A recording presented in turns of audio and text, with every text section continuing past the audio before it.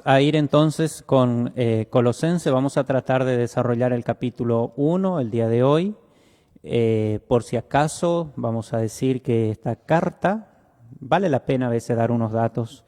Escribe el apóstol Pablo ahí más o menos 60, 61 de la era cristiana, es decir, en el año 60, 61. Pablo escribe esta carta desde una prisión romana y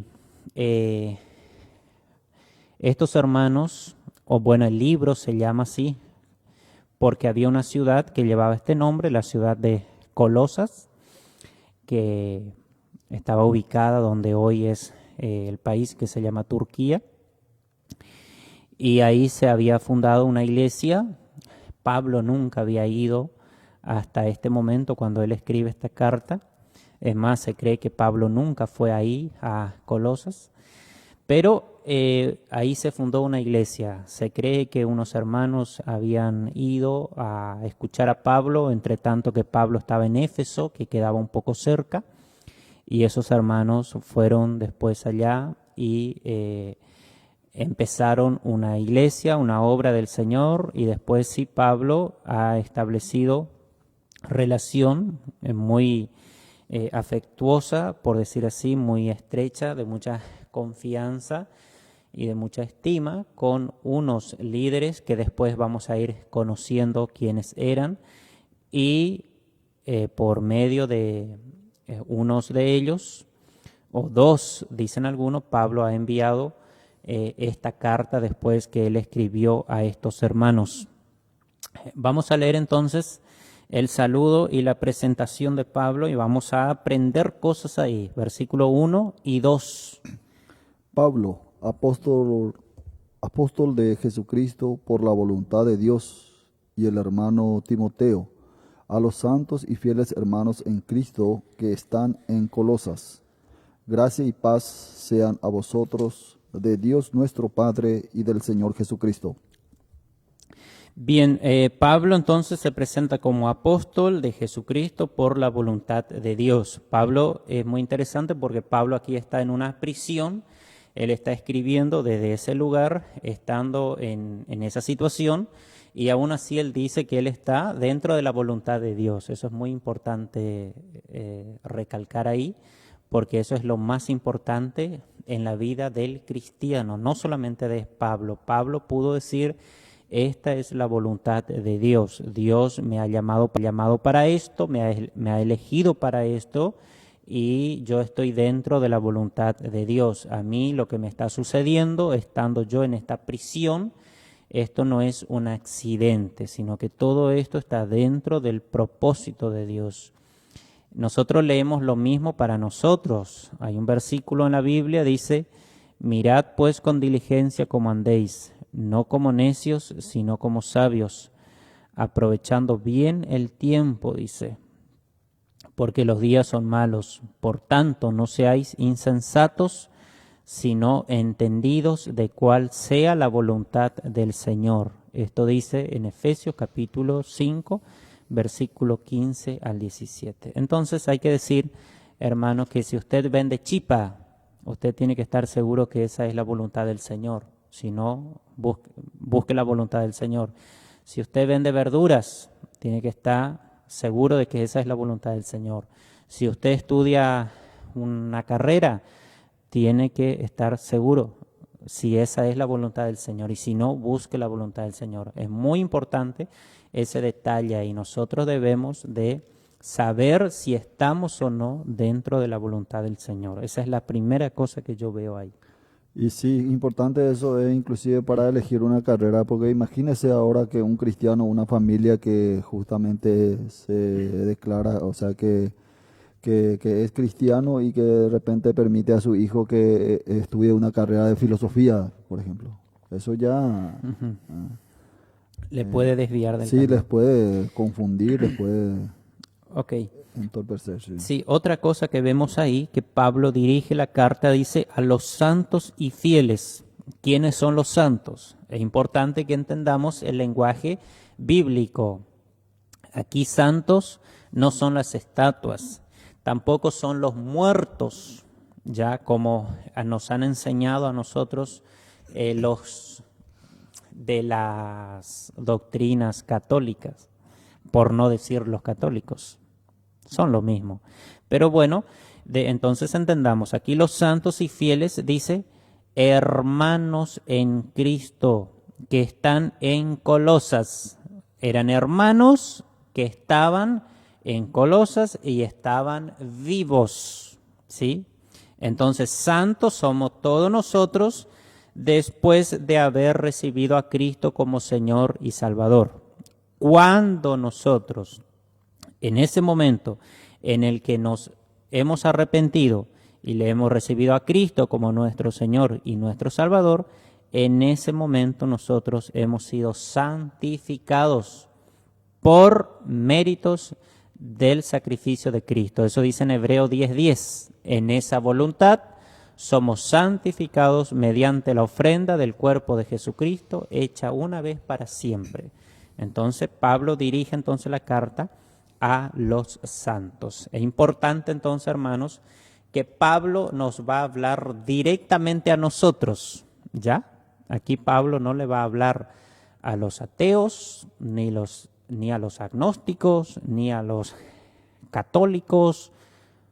No, Pablo nos va a hablar a nosotros. Si bien la palabra le va a afectar a todos esos, vamos a ver eso en el capítulo 2 y en el capítulo 3.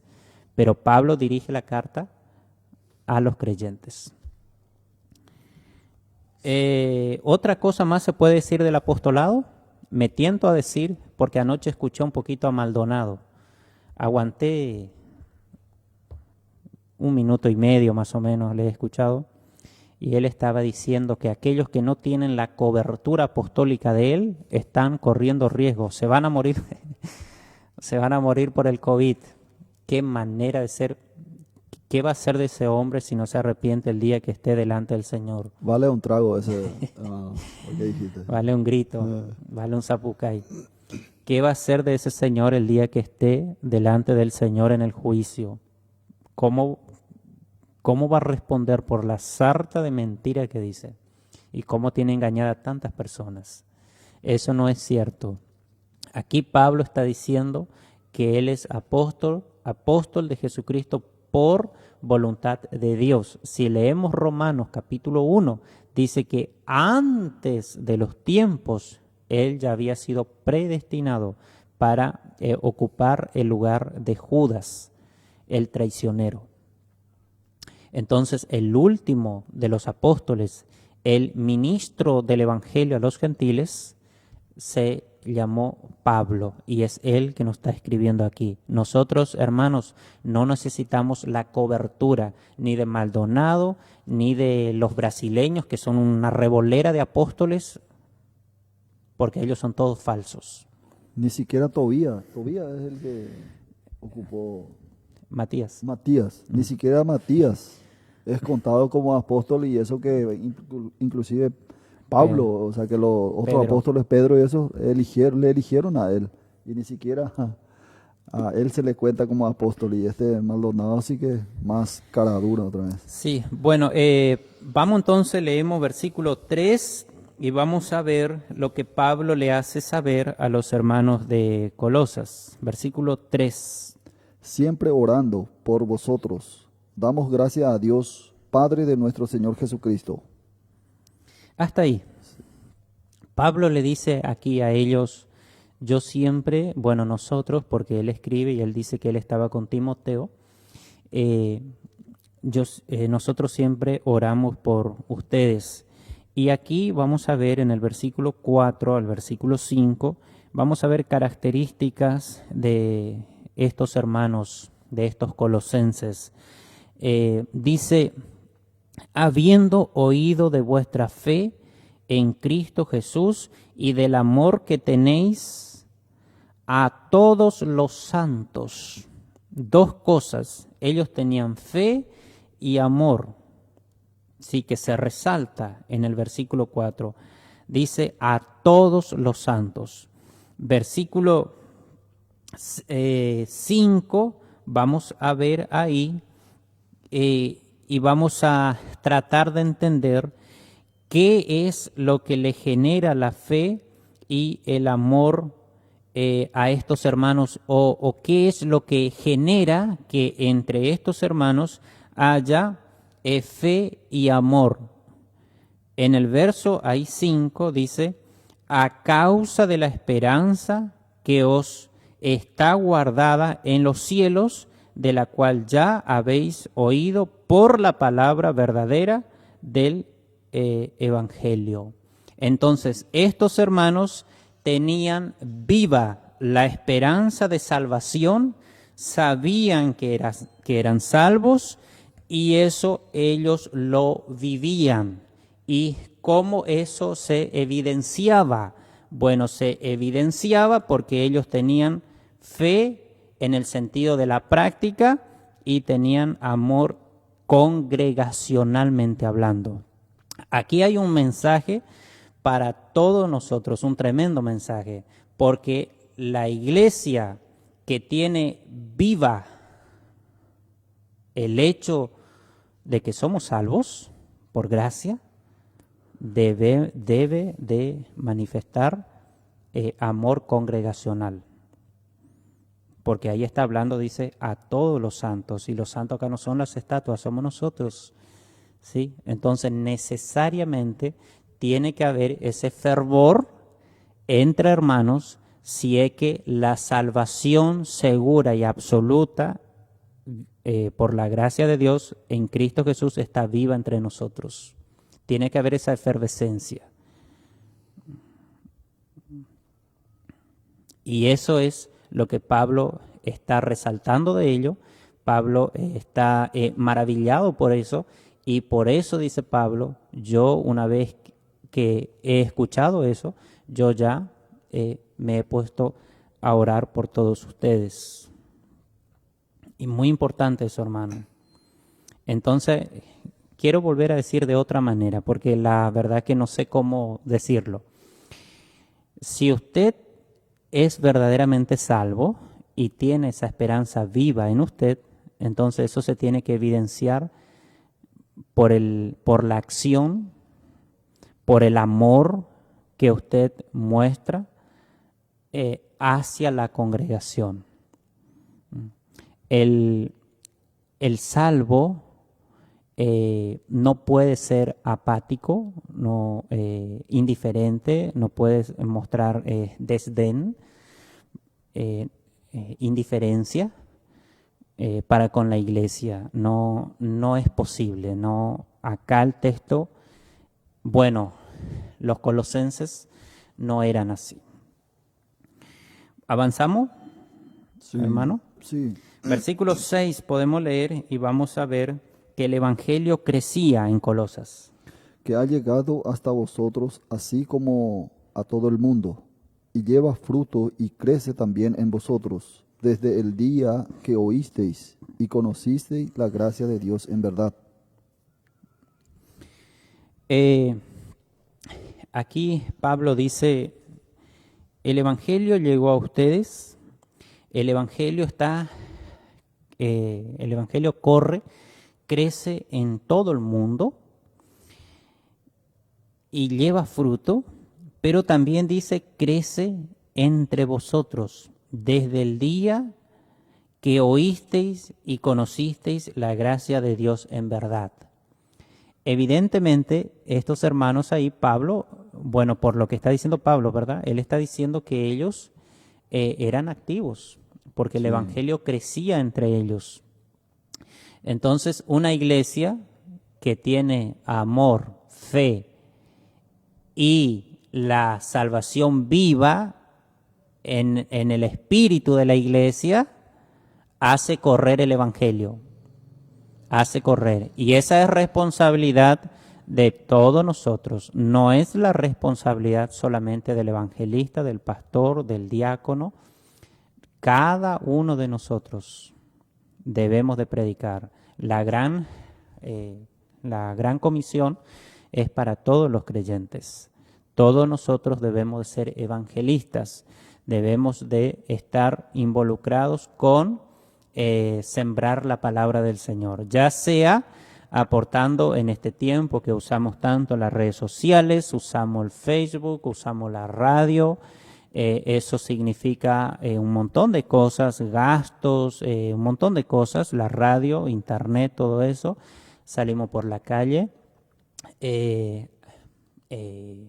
Bueno, cada uno tiene que ser el propio evangelista en su entorno laboral, familiar, qué sé yo, en el curso, pero de que debemos de hacer que corra el evangelio, eso es deber de todos nosotros. Una iglesia que tiene fe y un amor vivo, se les reconoce porque constantemente está creciendo. Si una iglesia no crece es porque el amor está apagado, la fe está apagada y la esperanza de salvación está escondida, se le esconde.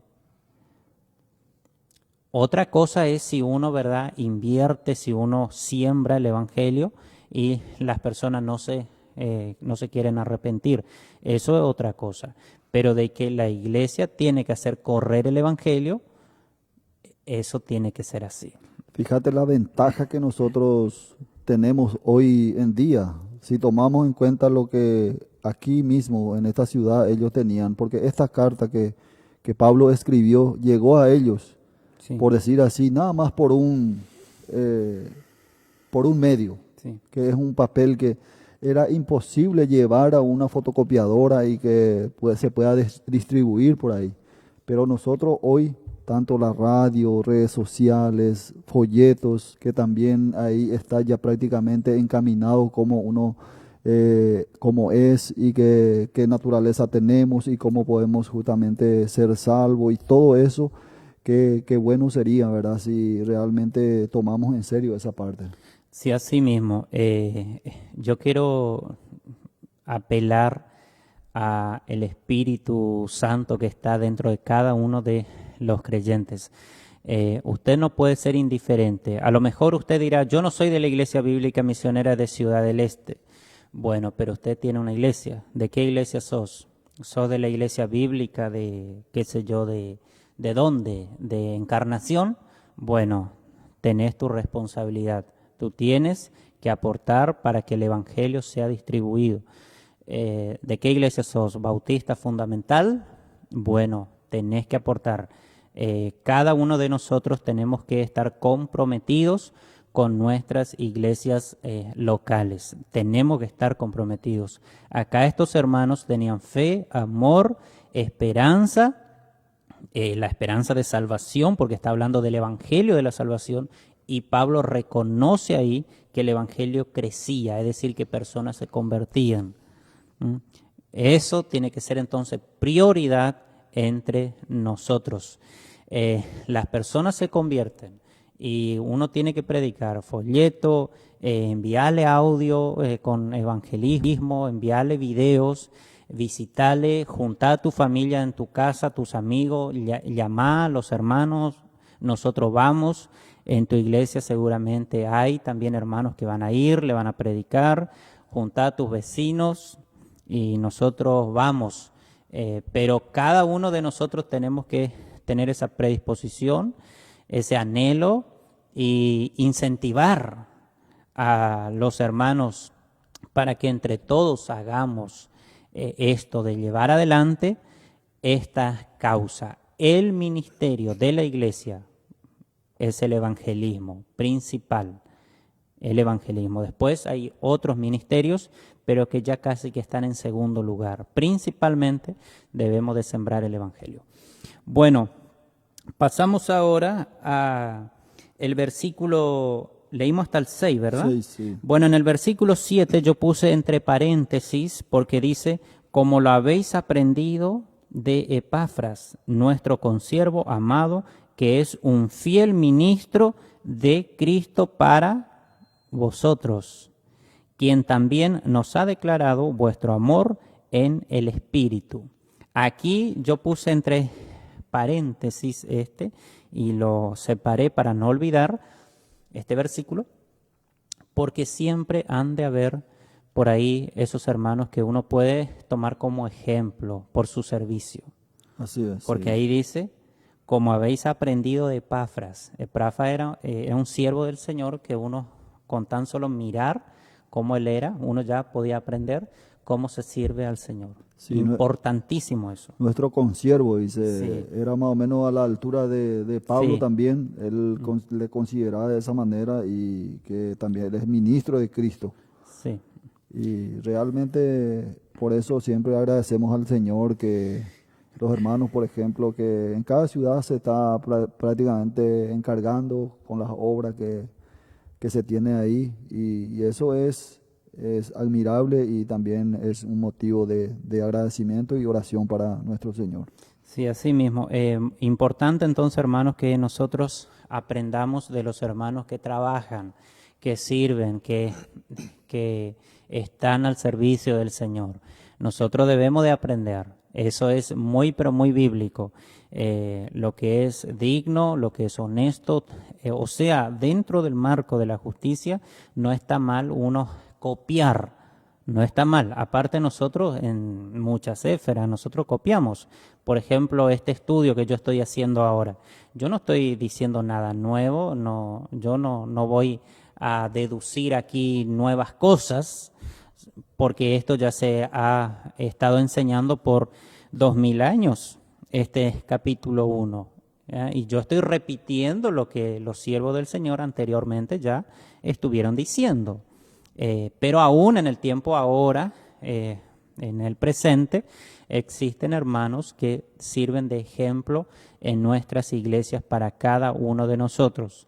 En vez de andar por ahí pintándose el pelo y vistiendo como fulano de tal, que lo ves por figurita o por la tele, bueno, tenés que fijarte en un hermano y decir, bueno, yo le voy a tomar como ejemplo. O fíjate en un personaje de la Biblia.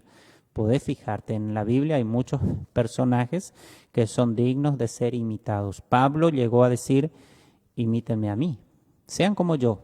No, ¿para qué? Sí, porque él es ya inclusive estando ya en una etapa de jubilación, por decir así, él seguía todavía ferviente, obediente, entonces ya tenía la autoridad suficiente y la convicción de decir, bueno, aquí me tienen, yo estoy siguiendo los pasos de Cristo, entonces síguenme, Sí, hagan lo que le estoy diciendo, así todo mismo. eso, entonces eso también yo siempre oro al Señor, que por lo menos si de repente sabemos, podemos saber en este tiempo que Dios está diciendo por nosotros que somos sus servidores, como dicen, como decimos nosotros en Paraguay, si se aguardaba y petea. Eso es lo que buscamos, ¿verdad? Siempre.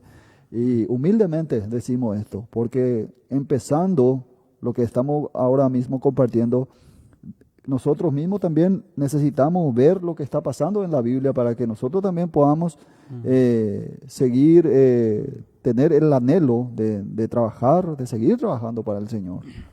Yo hoy estaba con mucha vergüenza y casi que no quise predicar este capítulo porque me estaba predicando a mí primero de todo. Exactamente, sí. Y estaba orando, y lo digo honestamente, no lo digo fuera de broma. Estaba orando y le estaba pidiendo al Señor que me pueda dar fuerza para que yo pueda ubicarme, para que yo pueda responder a las exigencias que me pone el capítulo a mí, porque me exige mucho. Porque si vamos a tratar de imitar a estos hermanos, fíjate que Pablo aquí le va a reclamar a ellos unas herejías que se estaba filtrando dentro de la iglesia, pero antes Pablo está reconociendo las cualidades y las virtudes buenas Sí, de sí. ellos y después le va a reprochar por las cosas que están mal. Pero acá estamos viendo, ¿verdad?, las cosas que ellos hacían bien.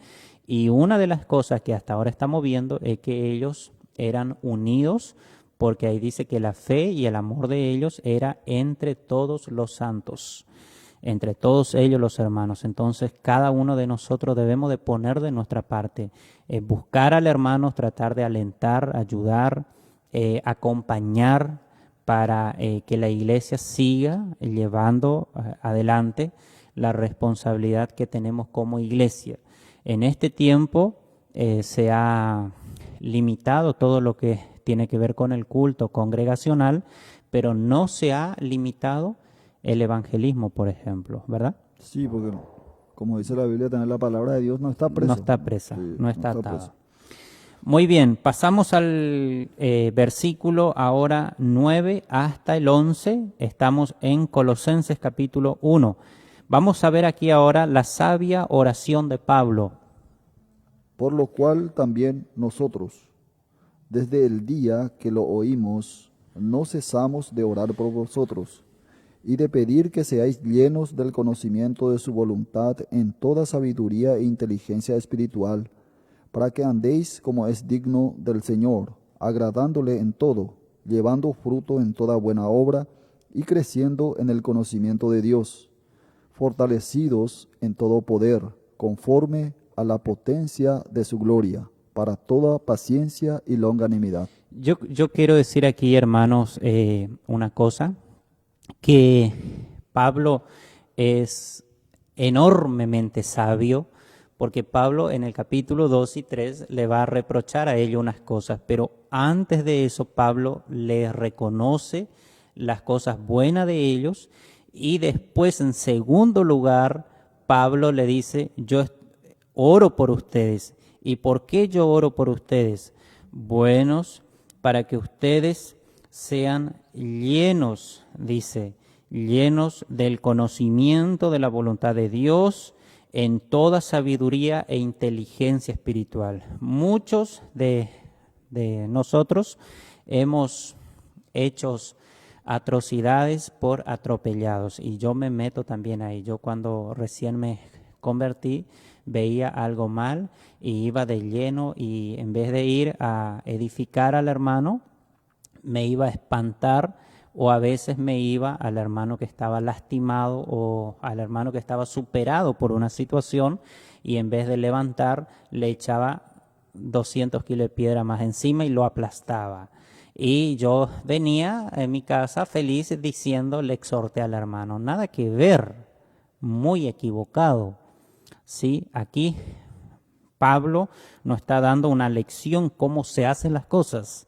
Cuando vamos a encarar a los hermanos para intentar de que los hermanos puedan darse cuenta en cosas que están mal en su vida, primero de todo, reconocer lo bueno. Segundo, orar por ellos y que ellos sepan, eso es muy importante, que ellos sepan que nosotros estamos orando por ellos. Entonces, hermana y hermano, aquí aprendemos mucho. Entre cristianos, lo que importa es ser cristianos. Eso es lo principal. Ser cristiano es lo que importa. Y esa tiene que ser la base. Y sobre esa base uno tiene que priorizar las cualidades y las virtudes de los hermanos. Porque a veces nosotros hacemos al revés. A veces nosotros solamente nos fijamos en el mal carácter, en el mal genio, las malas actitudes o en los pecados de los hermanos y nos peleamos con todos, porque no existe aquel que no tenga una falla. Todos tenemos fallas y si nosotros andamos buscando los pecados, hay abundante pecado en la vida de los cristianos. Entonces nos peleamos entre todos, nos espantamos entre todos y no hay unión en la iglesia. Y ni siquiera oramos por el hermano. Entonces Pablo aquí primero ora por ellos y le hace saber, yo tengo el fiel anhelo que ustedes sean llenos del conocimiento de Dios, para que andéis como es digno del Señor, agradándole en todo, llevando fruto en toda buena obra y creciendo en el conocimiento de Dios. Aquí yo creo que aprendemos nosotros muchísimo. Cuando, dicho sea, todos nosotros estamos con luchas en la iglesia misma, en nuestros hogares. Entonces, en vez de estar en riña todo el tiempo, en disensión, porque constantemente les cae en cara el pecado, bueno, orá por él y resaltá las cosas buenas de él, porque eso es, en fin, lo que importa, porque hay una base. ¿Cuál es la base? La base es la salvación. Si él es un cristiano evangélico, él es regenerado, él tiene tu naturaleza que le ha sido dada a él de la misma manera que a vos por el Espíritu Santo. Y eso es lo que pasa en una familia. En una familia siempre hay discordia, por ahí hay riñas, hay falta de acuerdo, pero hay una esencia, hay una base. ¿Y cuál es? Bueno, son de la misma sangre, son hermanos. Y eso no se puede negar. Entonces, sí, sobre esa base, si se busca el acuerdo, la armonía, resaltando las cosas buenas, las cosas malas se van a evaporar y se van a espantar solas. Interesante lo que dice en el versículo 10, ¿verdad, Pablo? Pareciera que le agarran a ellos y le ponen delante del Señor, Sí, porque él se saca de la responsabilidad, o sea que lo que está queriendo hacer es hacerle entender para qué es necesario esto, para que andéis como es digno del Señor, le dice, agradándole en todo, llevando fruto en toda buena obra y creciendo en el conocimiento de Dios. sí, así mismo. O sea que nuestra responsabilidad es delante del Señor. Sí, Nosotros podemos compartir lo que dice la Biblia, dar algunas instrucciones, pero todo cristiano tiene responsabilidad delante del Señor. Es individual su responsabilidad con el Señor. así mismo. Acá no estamos hablando de ecumenismo, nada de eso. No, Acá no, estamos hablando de relación entre hermanos. así es. Ya hay una base, somos cristianos. Acá no estamos hablando de que tenemos que andar adulando a incrédulos. No, no, no, no No, es no. eso. Bueno, Pablo quiere que los hermanos gocen y agradezcan al Señor por la seguridad de la salvación. Esa es otra cosa que Pablo le hace saber a ellos aquí. Vamos a leer versículo 12 hasta el 14, hermano. Sí, con gozo dando gracias al Padre que nos hizo aptos para participar de la herencia de los santos en luz, el cual nos ha librado de la potestad de las tinieblas y trasladado al reino de su amado Hijo, en quien tenemos redención por su sangre, el perdón de pecados. Muy bien, ahí dice, ¿verdad? Cuántas cosas, la verdad que yo miro el tiempo y el tiempo se va tan rápido, parece. Ahí dice, habla del gozo y dice que nos hizo aptos para participar de la herencia de los santos en luz. ¿Qué es lo que significa eso? Eso significa que somos salvos. Aptos significa que estamos en condición. Aquí no está hablando otra cosa, hermanos, sino de la seguridad de la salvación. Nosotros ya estamos asegurados, estamos guardados, estamos escondidos en Dios en los lugares celestiales, como después vamos a ver que dice en el capítulo 3, versículo 2. Aquí está hablando de eso. Nuestra alma está en condición y eso es incorruptible. El pecado jamás va a poder corromper nuestra alma porque nosotros le hemos recibido a Cristo como nuestro Señor y nuestro Salvador y nuestra alma pasó a un estado de perfección incorruptible. Y eso nos tiene que traer gozo, nos tiene que traer alegría. Nosotros ya hemos sido trasladados, nosotros vamos a reinar con Cristo. Nosotros hemos sido redimidos por la sangre de Cristo. Redimidos significa que hemos sido comprados. Cristo pagó nuestra culpabilidad delante de Dios. Y eso nos tiene que traer gozo, alegría, felicidad en nuestra vida presente aquí en la tierra.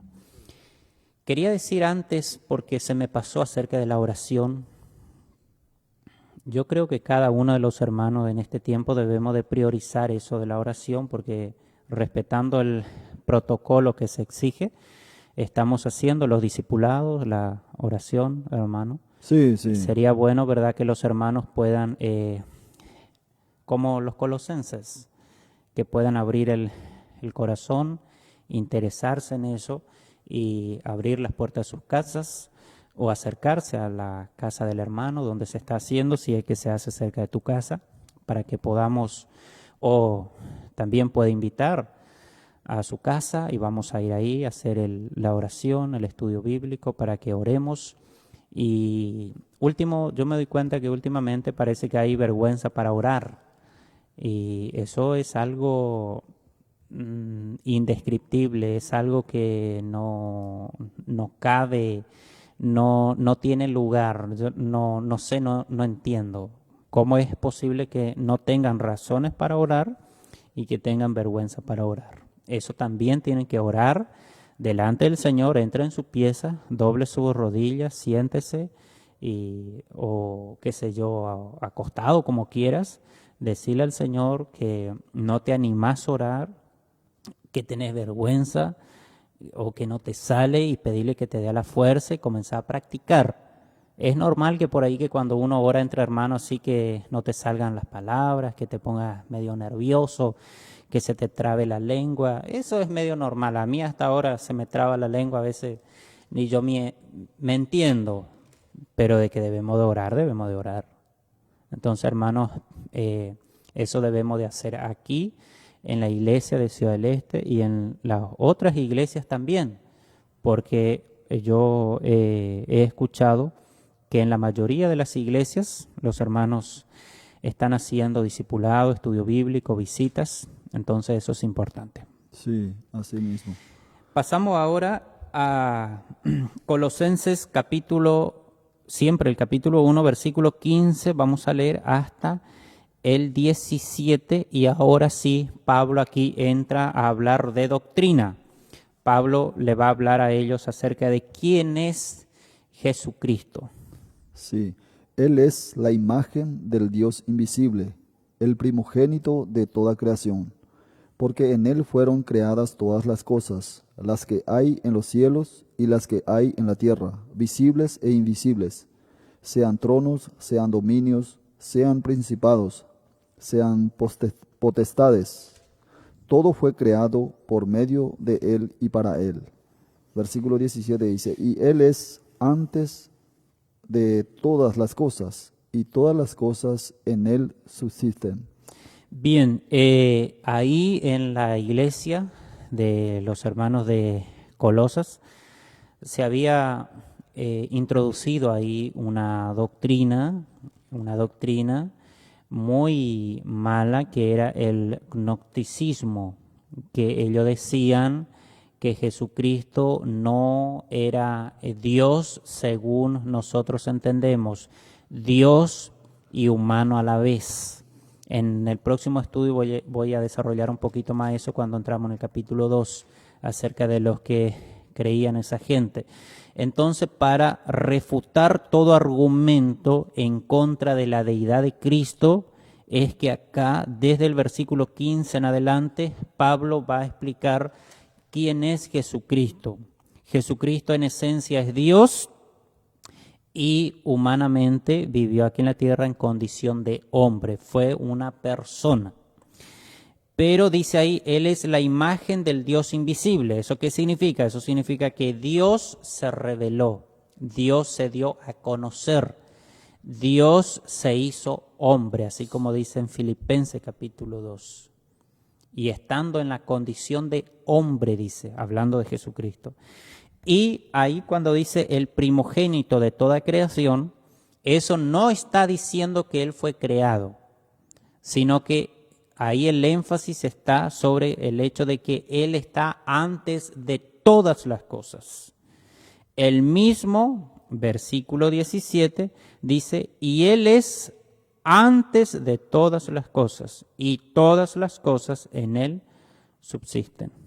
¿Sí? Sí, No debemos de entender ese versículo 17 en términos humanos. Eso es muy importante aclarar, porque alguien lee ahí y dice primogénito. primogénito significa el primero de muchos. Entonces Cristo es el primero creado. No, y ahí le erran, ¿sabe por qué? Porque nosotros hablamos en español, gracias a Dios por la Real Academia Española, regula todo lo que tiene que ver con la fonética, la sintaxis, la semántica, la dialéctica en general, pero no puede definir la teología. La teología la define la Biblia. Y la Biblia dice que Él es antes de todas las cosas. Lo mismo pasa con Juan 1:1. Allá dice, en el principio era el verbo. Y para nosotros que hablamos el castellano, verbo es una acción. Entonces muchos dicen, una acción. Pero ahí mismo está diciendo que Él es el Dios, que todas las cosas por Él fueron hechas. Entonces ahí nos está refiriendo a una simple acción. No se puede definir eso en un lenguaje según nosotros entendemos, según nuestros organismos regulan los términos. No, sino que aquí el énfasis está, como dije, ahí mismo en el versículo 17, que Él es antes de todas las cosas. Lo mismo dice en Primera de Pedro, capítulo 1, ahí versículo 18 en adelante, dice que Él ya estaba predestinado antes de la fundación del mundo para venir a la tierra. Y en Miqueas 5, versículo 2, dice que sus salidas son desde el principio, desde la eternidad. Entonces Cristo es sin principio y sin fin en esencia, pero sí, humanamente hablando, Él tuvo un comienzo aquí en la tierra. Pero Él no es un simple hombre, sino que Él es Dios. Pasamos ahora, hermano, al versículo 20, 18, podemos 18, leer, 18 sí. Y 20. 18 al 20. Y 20. Sí. Saltamos el 19. Y Él es la cabeza del cuerpo, que es la iglesia. Él, el que es el principio, el primogénito de entre los muertos, para que en todo tenga la preeminencia. Y 20. por medio de Él reconciliar consigo todas las cosas, así las que están en la tierra como las que están en los cielos, haciendo la paz mediante la sangre de su cruz. Bien, fíjate que dice ahí, ¿verdad?, que Él es la cabeza de la iglesia, ¿verdad? Eso es muy importante decir ahí, Él es la cabeza de la iglesia, el primogénito de entre los muertos, para que en todo tenga la preeminencia, es decir, que Él siempre está al principio de todo. Lo que se va a hacer, siempre Él está antes, siempre Él lleva la delantera, Él es el originador y el mismo que ejecuta las cosas. También dice ahí en el 20 que Él es la reconciliación. Mediante Él nosotros estamos reconciliados con Dios. También podemos pasar ahora al versículo, por cuestión de tiempo, vamos más rápido, versículos 21 y 22, porque vamos a ver cuál es nuestra ubicación, si se quiere. Ya hemos dicho un poco de esto, pero vamos a volver a decir nuestra ubicación, por decir así, o nuestra posición. Creo que ese es el término un poco correcto, o más correcto, en Cristo. Sí, versículo 21 dice, y a vosotros también, que erais en otro tiempo extraños y enemigos en vuestra mente, haciendo malas obras, ahora os ha reconciliado en su cuerpo de carne, por medio de la muerte, para presentaros santos y sin mancha e irreprensibles delante de Él. Fíjate, hermano, que ahí se resalta, ¿qué cosa? Se resalta la seguridad de la salvación. Dice que nosotros antes éramos enemigos y aún hoy las personas, ¿verdad?, en su mente tienen un desprecio por el Evangelio. Eso vos te das cuenta cuando vos hablas con las personas. Ya es como que ellos tienen una intuición, parece.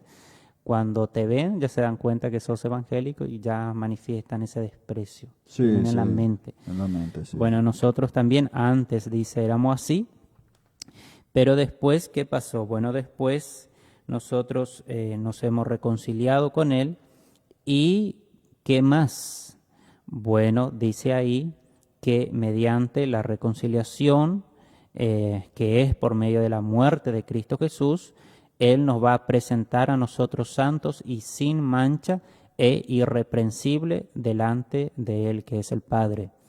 En el día del tribunal de Cristo, Dios no va a sacar en cara ni un solo pecado del creyente, ni uno solo. Yo cuando me convertí, yo escuché que en el día del tribunal de Cristo iba a haber una pantalla gigante y que ahí iban a salir todos los pecados de los creyentes. Y yo ahora digo, en aquel momento, como era recién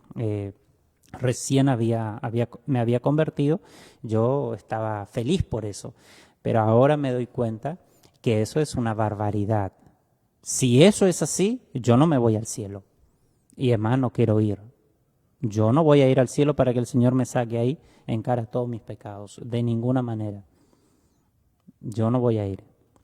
Y la Biblia también dice en Hebreos capítulo 10, versículo 17, dice que Dios olvidó nuestros pecados una vez que Él nos perdonó.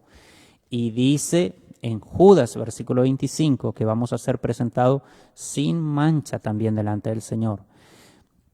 Y acá está diciendo también que vamos a ser irreprensibles.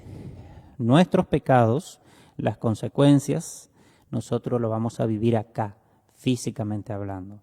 Pero la penalidad, ya Cristo lo pagó en la cruz. Y es por eso que mediante su resurrección, nosotros vamos a ser presentados irreprensibles delante de Dios. Aquí no está hablando otra cosa, sino de la seguridad de la salvación. La salvación no se pierde, la salvación es segura. Sí, el versículo. Para seguir avanzando, Sí, podemos leer ahora el versículo 23 en adelante. 23, sí. Si en verdad permanecéis fundados y firmes en la fe, y sin moveros de la esperanza del evangelio que habéis oído, el cual se predica en toda la creación que está debajo del cielo, del cual yo, Pablo, fui hecho ministro. Bien, ahí aparentemente, hermanos, yo creo que vamos a llegar hasta acá y el versículo 24 vamos a dejar para el capítulo 2, porque quiero decir unas cositas sobre lo que dice ahí. Ahí dice, si en verdad permanecéis fundados y firmes en la fe, sin moveros de la esperanza del evangelio. Fíjate que muchos entienden que acá está diciendo que la salvación se pierde. Sí, que se puede perder. Que se sí. puede perder. Sí.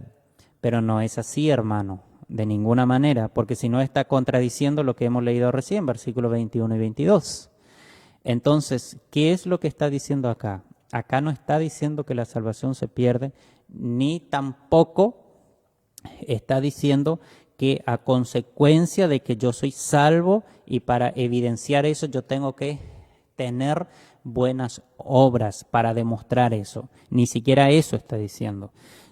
Por el contrario, acá está diciendo que los verdaderos evangélicos permanecen firmes y no se mueven. ¿Pero de qué? De la esperanza del evangelio que habéis oído, el cual se predica en toda la creación. Entonces aquel que es evangélico, verdadero, nunca se mueve de la fe en el evangelio. No dice que nunca peca, ¿sí? Y acá también está diciendo que aquellos que no son verdaderos evangélicos, ellos solo se van a ir. Nosotros nos vamos a dar cuenta. Esas personas que están dentro de la iglesia, pero de repente se salen de la fe en el evangelio, se salen, se desvían y comienzan a creer la fe o a practicar la fe de los mormones. Casi seguro que no son salvos. Aquellos que salen de la fe en el evangelio y se van detrás de la fe de los testigos de Jehová, porque esa es otra fe. O la fe de los adventistas, que es una fe judaizada. eso es porque no son salvos. Aquel que es verdaderamente salvo, no dice acá que no peca, sino que se mantiene firme. Dice, yo sé que soy salvo. Yo creí en Cristo Jesús.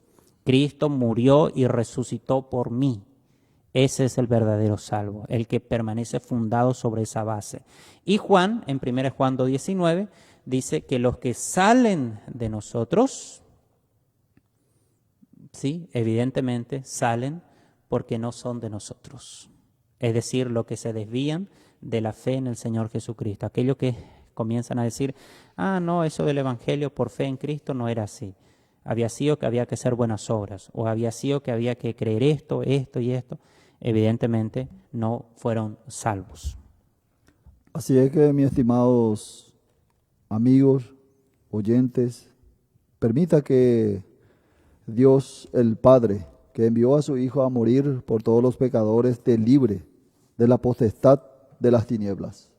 Porque en el versículo 13 del capítulo 1 de Colosenses dice, el cual nos ha librado de la potestad de las tinieblas y trasladado al reino de su amado Hijo. Esto es el Padre por medio de Cristo que hace. Y en el capítulo 1 de Juan, del Evangelio de Juan, versículo 12 dice, mas a todos los que le recibieron, a los que creen en su nombre, les dio potestad de ser hechos hijos de Dios. Y fíjate, hermano, cuán importante es entender, atender de lo que la Biblia enseña. Aquí dice que nos sacó de la potestad de las tinieblas. Uh-huh. Y acá dice que Dios ya nos da la potestad de ser hechos hijos de Dios. Entonces, necesariamente se tiene que hacer una conversión de las tinieblas a la luz de Cristo. Entonces, le invitamos a que consideren, que examinen dónde están parados. Aquellos que todavía no le tienen a Cristo en su corazón. No estoy hablando para los cristianos esta vez, sino que un mensaje cortito así, preciso, para aquellos. Si es que hay algunos que nos están escuchando en este momento que todavía no ha tomado la decisión de recibirle a Cristo como su Salvador. Así mismo. Bueno, es un gusto